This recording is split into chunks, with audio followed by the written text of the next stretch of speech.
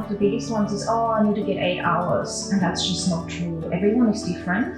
And you can have 8 hours and feel really groggy afterwards. And you can have 6 hours and feel amazing. So it's not really about the time in bed, it's more the quality of sleep, how deeply you are able to dive in and let the body do its repair, which is what it does at night.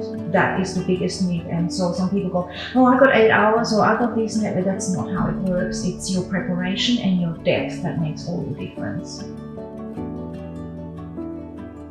So they take sleep not as a luxury, but they take it as something that is really important for the way they perform. So it becomes a priority. I've noticed the people that thrive the most are people that actually say, I recognize how important it is, and I'm actually going to practice that, even if it's just 10 minutes here and then. That's what they do very differently than the rest of society that's missing out. Overthinking, I recognize it, and I know how to change that and basically rewire myself, have something either to prevent it or to catch it when I wake up at night. The top 3 are free and easy and vital, and that is try to get morning sunlight and try to reduce the intensity of light exposure at night. The other one would be have a small routine of some sort linked with sleep. Even the smallest thing, like I'm brushing my teeth, I'm winding down, I'm starting to do a different type of breath that is relaxing. So that's a really easy one that you could use. And another one could be just thinking about what you're grateful about before you go to sleep, rather than thinking about even subliminally what the problems are that you might need to fix, but focusing on what's working well in your life leads to much better sleep. And I think the world needs that at the moment more than ever.